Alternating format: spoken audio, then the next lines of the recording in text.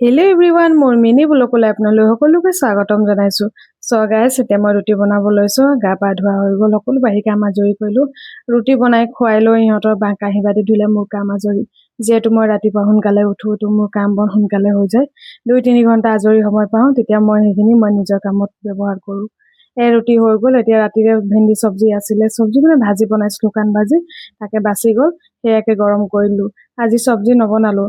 Papa এইফালে দাঢ়ি চুলি কাটি হৈ গৈছে, এতিয়া পাপাকো খাবলৈ দিব লাগিব। এইফালে চাইছেনে চকুক, দেউতাকলৈ ৰুটি এখন খালে বোলে নহয় আম খাম। খোৱাৰ পিছত আম খাব লাগে, কোনেনো শিকালে? এতিয়া সেই ডাইলগে মোক দি থাকে। মই যিমান ক'লো মোৰ ডাইলগ তাত কাম নাহে, তেখেতৰে ডাইলগ হ'ব লাগে। তাৰপিছত বেটাক খুৱাই বোৱাই সকলো আজৰি কৰিলোঁ। মই বনাইছোঁ চিলা মানে হৈছে অংকুৰিত মগু, মেথি আৰু এই একেলগতে অংকুৰিত কৰি দিওঁ। সেইকাৰণে অকণ তিতা হয় খাবলৈ, কিন্তু হেল্ডি হয়। ভাবিছোঁ আজি ভাত চাত নাখাওঁ, আজি এয়াকে খাম। মানে যেতিয়া যিটো পাৰোঁ সেইটোৱে খাওঁ। মোৰ কোনো এনেকুৱা ৰুটিন বনাই থোৱা নাই। তো প্ৰথমটো বেয়া হ'ল, কিন্তু ছেকেণ্ডটো বহুত ধুনীয়াকে হৈছে। খাবলৈ অলপ তিতা লাগিছে। পাপাই ভাবিলে মই এইবাৰ ৰুটি বনাইছোঁ বুলি এডোখৰ খালে, খাই পিনি কৈছে বোলে ইমান তিতা লাগিছে, কৈছে মই সেইটো তহঁতে নোৱাৰিবি, ময়ে খাম বুলি কৈছোঁ। সেইটো হৈ খাই বৈ আজৰি হ'লোঁ।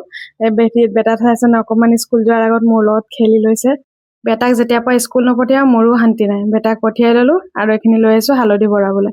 মই হালধি একেবাৰে উলিয়াই থৈ দিওঁ এই সৰু টেমাটো, ডাঙৰ টেমাটো নলাওঁ, কাৰণ বেছি খোলা মেলা হৈ থাকিলে বতাহ পালে বেয়া হ'ব হালধিখিনি।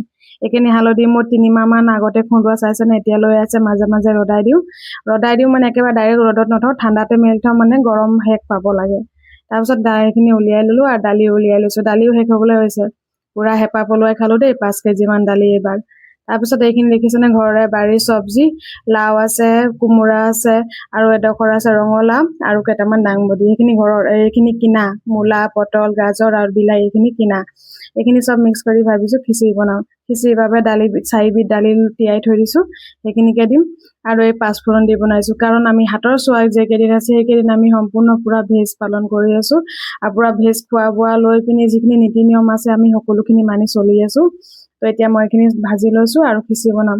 দেউতাৰ মন গৈছিলে কিবা এটা খাবলৈ, তাৰপৰা আমি নাখাওঁ বুলি ক'লো যে দেউতাই কি কৈছে, তেতিয়াহ'লে ভাতো খাব বাদ দে। মই কৈছোঁ মানুহ এনেও ব্ৰতে পালন কৰে, পাৰিবি ব্ৰত ৰাখিবলৈ, কৈছোঁ নোৱাৰ নহয় বোলো। এনেকে ভিডিঅ'টি আগবঢ়ালোঁ। কেনে পালে নিশ্চয় জনাব, ভাল লাগিলে লাইক কৰিব। আজিলৈ আহোঁ, বাই বাই এভৰিৱান।